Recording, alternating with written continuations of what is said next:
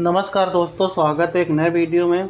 तो दोस्तों आज हम लोग संसद चैप्टर जो कर रहे थे पॉलिटी का, तो वो हम लोग आगे करेंगे। दोस्तों 2-3 महीने का बीच में गैप आ गया था, कुछ प्रॉब्लम्स आ गई थी, इस वजह से वीडियो रेगुलर बेसिस पर अपलोड नहीं हो पाए। अब हमारे वीडियो डेली अपलोड होंगे और उसमें हम लोग अच्छे से एक एक टॉपिक करते हुए चलेंगे दोस्तों। Polity, economics, environment, art and culture, history, तो ये ज्योग्राफी, तो ये सब टॉपिक हम लोग अच्छे से करेंगे दोस्तों। ठीक है, तो पैट का एग्ज़ाम भी आ रहा है अक्टूबर में, तो उसकी हम लोग अच्छे से तैयारी करेंगे। चलो दोस्तों, हम लोग संसद चैप्टर के 6 वीडियो हम लोग अपलोड कर चुके थे, तो उसके आगे हम लोग करते हैं। तो आज हम लोग संसद चैप्टर में एक बहुत इम्पॉर्टेंट टॉपिक है, जो समितियां, जिसको बारे में कहा जाता है कि पार्लियामेंट्री कमेटी। तो पार्लियामेंट्री कमेटी के बारे में हम लोग डिस्कस करेंगे और उसके बाद में हम लोग चीज़ें देखेंगे। ठीक है, तो चलो दोस्तों देखते हैं। तो संसद की समितियां क्या होती है, देखो एक उदाहरण समझना। लोकसभा,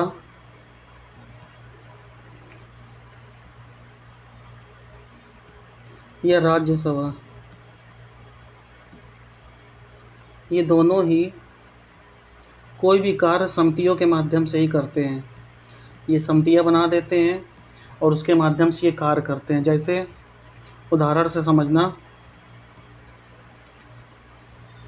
भारत को, मान लीजिए उदाहरण से समझिए कि भारत को 50,000 करोड़ के हथियार, जिसमें राफेल विमान है, तोपें हैं, हरकुलिस तोपें हैं, ठीक है, C-130 हरकुलिस विमान है, उसके साथ में बहुत सारे जो ये मतलब भारत की सुरक्षा के लिए जो जो कदम उठाने हैं, तो उसमें कदम उठाने के लिए जो भी इनको कार्रवाई करनी है, तो लोकसभा का कोई एक मेंबर या लोकसभा का कोई मंत्री डिसीजन नहीं लेता है। उसमें ये समिति बना दी जाती है, लोकसभा की समिति बना दी जाती है, राज्यसभा की समितियाँ बना दी जाती हैं, और कुछ समितियाँ ऐसी भी बना दी जाती हैं जिसमें लोकसभा और राज्यसभा दोनों के मेंबर होते हैं। ठीक है, तो बना दी जाती हैं और ये लोग गहन विचार विमर्श करने के बाद में, after the deep discussion between the members of the Lok Sabha and Rajya Sabha, they मतलब रीच टू सम कंक्लूजन। उसके बाद में ये क्या करते हैं, कुछ पॉइंट्स पे ये पहुंचते हैं और ये डिस्कस ये करते हैं, ये मतलब मंत्री को और भारत की सरकार को सजेशंस देते हैं, और भारत सरकार जो है एक्ट करती है अकॉर्डिंगली, जैसे ये रिपोर्ट्स अपनी देते हैं। तो देखो एक चीज़ समझना कि भारत में जो अब आप इतना समझ गए कि समितियाँ क्या काम करती हैं। लोकसभा और राज्यसभा के जितने भी कार्य हैं वो सब इन समितियों के माध्यम से ही होते हैं। तो ये समझना कि ये समितियाँ किस तरह की होती हैं। तो देखो पहले ये पॉइंट समझ लो, संसदीय जो समितियाँ हैं, भारत की संसद का बहुत सा काम लोकसभा की समितियों के द्वारा निपटाया जाता है, जिन्हें संसदीय समितियाँ भी कहते हैं। संसदीय समितियाँ वर्तमान में भारत की संसद का अपरिहार्य और अभिन्न अंग है। ठीक है, तो देखो भारत में संसदीय समिति का जो विस्तार है, वो सबसे पहले जो विकास है वो 1919 के मॉन्टेग्यू चेम्सफोर्ड सुधार अधिनियम के द्वारा होता है, और संविधान के लागू होने के बाद एक प्रकार से ये लघु संसद के रूप में कार्य करता है। It acts as a mini parliament after the independence of India. ठीक है, अब देखो अगला पॉइंट सुनते हैं दोस्तों। तो अनुच्छेद 118(1) के तहत, अनुच्छेद 118(1) से तहत क्या कहा गया है कि संसदीय समितियों का गठन, प्रक्रिया, कार्य, संचालन के नियमों का व्याख्या की गई है। मतलब संसदीय समितियों का जो गठन है, प्रक्रिया है और संचालन नियमों, इनके संचालन के नियम दिए गए हैं। ठीक है, चलो अब आगे देखते हैं। 2 प्रकार की संसदीय समितियाँ होती हैं। एक होती है स्थायी समिति, ठीक है, जिसको स्टैंडिंग कमेटी भी कहा जाता है।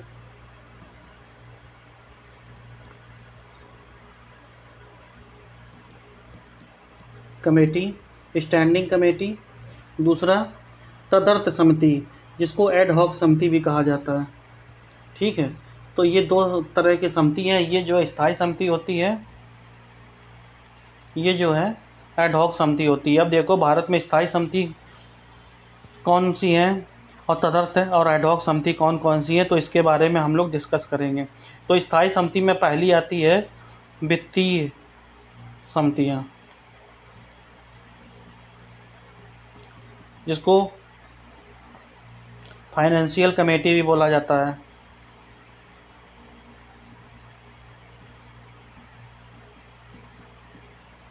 ठीक है, तो वित्तीय समितियाँ में देखो क्या क्या आता है। वित्तीय समितियाँ में पहली है प्राक्कलन समिति। प्राक्कलन समिति जिसको इंग्लिश में एस्टीमेट समिति भी, कमेटी भी कहा जाता है। देखो एस्टीमेट समिति इंग्लिश में भी लिख दे रहे हैं, एस्टीमेट्स कमेटी। ठीक है, तो देखो ये संसद की स्थायी समितियों में सबसे बड़ी समिति है और इसका गठन सिर्फ लोकसभा के द्वारा किया जाता है। मतलब इसमें जो मेंबर हैं, अगर आपसे पूछे कि प्राक्कलन समिति में कितने मेंबर होते हैं तो 30 सदस्य होते हैं और इसमें सिर्फ लोकसभा से ही लिया जाता है। इसमें राज्यसभा के मेंबर नहीं होते हैं। अगर कोई कहा जाए, कोई क्वेश्चन पूछे कि राज्यसभा के सदस्य किस समिति में नहीं होते हैं, तो प्राक्कलन समिति में राज्यसभा के सदस्य नहीं होते हैं और इन सदस्यों का चुनाव आनुपातिक प्रतिनिधित्व पद्धति के अनुसार किया जाता है। ठीक है, समझ गए दोस्तों। तो देखो अगला पॉइंट देखते हैं। सर्वप्रथम समिति का गठन जॉन मथाई की सिफारिश पर 1950 में किया गया था और इसका गठन लोकसभा में बजट प्रस्तुत करने के बाद में होता है। ठीक है, ये समिति का कार्य क्या है? तो ये समिति क्या करती है? ये समिति सरकारी अपव्यय को रोकने का कार्य करती है। मतलब जो सरकारी का जो बजट है, उसका जो एक्सपेंस, मतलब जो खर्चा होता है, एक्सपेंडिचर होता है, जो अनाप शनाप खर्चा होता है, उसको रोकने का कार्य करती है। कैसे रोकती है? मान लीजिए ये समिति देख रही है कि एक जगह मान लो रक्षा बजट जो 50,000 करोड़ का है, उससे हथियार खरीदे जाने हैं और ये हथियार एक देश दे रहा है 50,000 करोड़ में, दूसरा देश दे रहा है 45,000 करोड़ में। तो मान लीजिए ये अमेरिका दे रहा है और ये रसिया दे रहा है, तो हम लोग रसिया से हथियार खरीदेंगे। तो ये समिति ये सिफारिश करती है, ये इस पर विचार विमर्श करती है और उसके बाद सरकार को रिपोर्ट देती है। तो सरकारी जो अपव्यय है, मतलब सरकार का पैसा बचाने का कार्य करती है ये, इसीलिए इसको स्थायी मितव्ययता समिति भी कहा जाता है। ठीक है दोस्तों, क्वेश्चन अगर आए कि किस समिति में राज्यसभा के मेंबर नहीं होते हैं और केवल लोकसभा के मेंबर होते हैं, तो वो है प्राक्कलन समिति।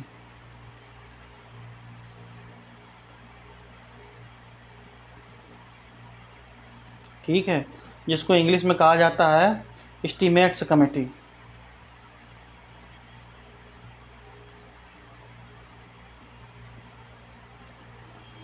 एक चीज़ समझना बात को, अगर कोई ये बात दिमाग में बैठा लेना, if question comes that in which committee only the members from the लोक सभा will be selected and not the member from the Rajya Sabha will selected or appointed, so this committee will be estimates committee. In estimates committee there are 30 members in which all the members are from the Lok Sabha, not a single member from the Rajya Sabha will be elected.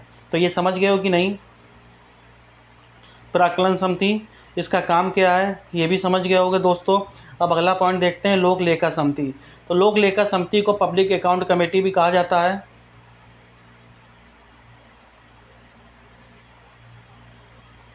ठीक है, तो देखो अगर इसमें पूछा जाए इसमें कितने मेंबर होते हैं, सबसे पहली बात तो ये समझना ये सबसे महत्वपूर्ण और सबसे पुरानी वित्तीय समिति है। ठीक है, इसका गठन कब होता है? भारत सरकार अधिनियम 1919 के द्वारा किया गया था और इसमें टोटल 22 सदस्य होते हैं, जिसमें 15 सदस्य लोकसभा के और 7 सदस्य राज्यसभा के होते हैं। ये बात समझ गए कि नहीं? राज्यसभा से होते हैं। ठीक है, इसका निर्वाचन कैसे किया जाता है तो समझना बात को। लोकसभा सदस्यों का निर्वाचन आनुपातिक प्रतिनिधित्व पद्धति से एकल संक्रमणी के द्वारा होता है, जबकि राज्यसभा सदस्य नामनिष्ठ होते हैं। नामनिष्ठ का मतलब नॉमिनेटेड। तो ये समझना राज्यसभा के जो मेंबर्स हैं वो नॉमिनेटेड होते हैं और लोकसभा के आनुपातिक प्रतिनिधित्व पद्धति से एकल संक्रमणी मत के द्वारा होते हैं। ठीक है। अब अगला सुनो, लोकसभा अध्यक्ष है, लोक लेखा समिति के अध्यक्ष। देखो, लोकसभा का जो अध्यक्ष है ये लोक लेखा समिति का अध्यक्ष नियुक्त करता है और इसका कार्यकाल 1 वर्ष का होता है।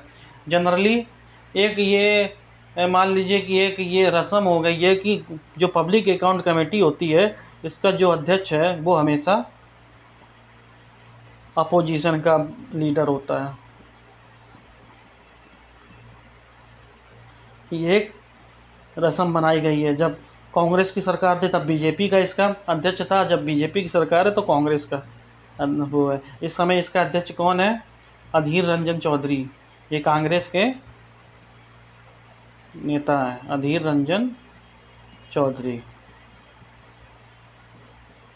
ठीक है, चलो, इसका श्रेय किसको दिया जाता है इस कमेटी को बनाने का? तो ये दिया जाता है जीबी मावलंकर को। तो ये बात समझ गए हो कि नहीं? अब इसका कार्य क्या होता है देखो,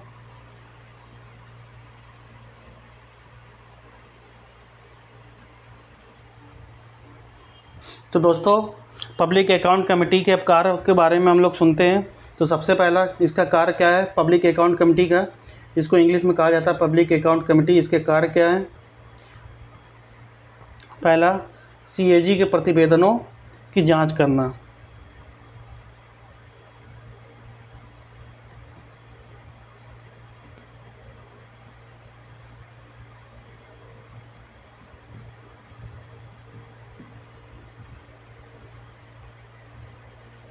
तो देखो, सीएजी के सीएजी जिसको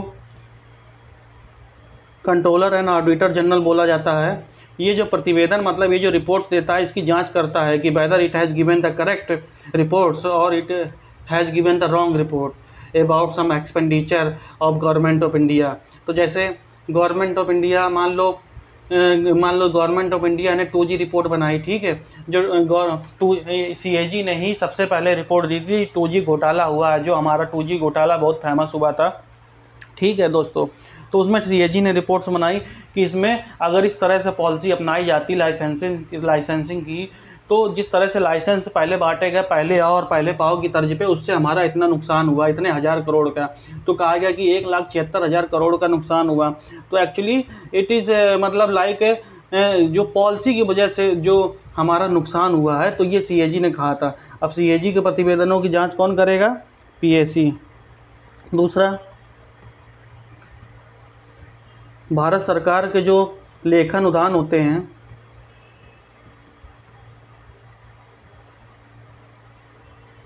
या वित्त संबंधी लेखा अनुदान होते हैं उनकी जांच करता है, थर्ड, किसी भी वित्तीय मामले में अगर अपव्यय होता है मतलब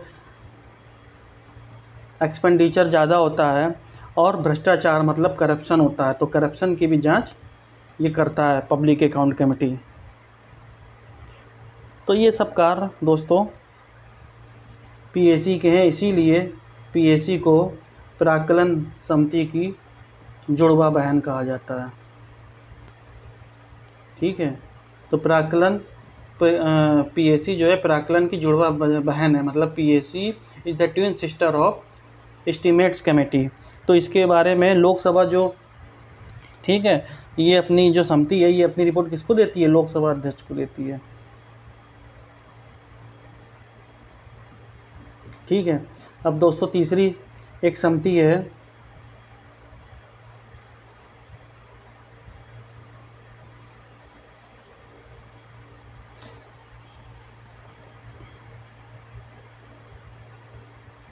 दोस्तों, तीसरी समिति के बारे में हम लोग देखते हैं सार्वजनिक उपक्रम समिति, जिसको कमेटी ऑन पब्लिक अंडरटेकिंग कहा जाता है, पब्लिक अंडरटेकिंग, ठीक है। इसमें भी टोटल मान लो 22 सदस्य होते हैं और जिसमें 15 जो सदस्य हैं वो लोकसभा के होते हैं और 7 सदस्य जो है राज्यसभा के होते हैं, ठीक है।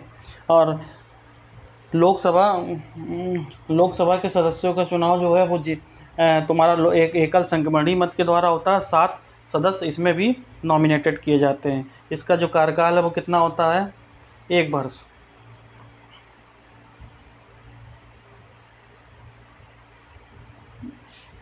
तो इसका भी कार्य यही पीएससी से मिलता जुलता है। सीएजी द्वारा जो सरकारी उपक्रम है, जैसे जो सरकारी उपक्रम के सीएजी सरकारी उपक्रम की भी जांच करता है ना, जैसे ओएनजीसी है, आईओएल है, जो इंडियन ऑयल कॉरपोरेशन है, आईओसी है, ठीक है, एचपीसीएल है, हिंदुस्तान पेट्रोलियम। तो ये सब जो सरकारी संस्था हैं, इनके बारे में भी जो सीएजी रिपोर्ट देता है उनकी जांच करता है सार्वजनिक उपक्रम समिति। तो 3 तरह की समितियां हमने पढ़ी हैं। पहला हमने पढ़ा प्राक्कलन समिति, जिसको बोला जाता है इंग्लिश में एस्टीमेट्स कमेटी, ठीक है। नंबर 2 लोक लेखा समिति, जिसको इंग्लिश में बोला जाता है पब्लिक अकाउंट कमेटी। और तीसरी सार्वजनिक उपक्रम समिति, जिसको कमेटी ऑन पब्लिक अंडरटेकिंग बोला जाता है। तो ये तीनों कमेटियाँ ये हैं, स्थायी समितियाँ तीनों हैं, और ये सबसे महत्वपूर्ण समितियाँ हैं। अब दोस्तों कल हम लोग इसके बाद आगे पढ़ेंगे और जितनी भी स्थायी समितियाँ होती हैं उसके बारे में देखेंगे, और उसके बाद हम लोग राज्य संसद का दूसरा टॉपिक पढ़ेंगे दोस्तों। तब तक के लिए दोस्तों नमस्कार, जय हिंद।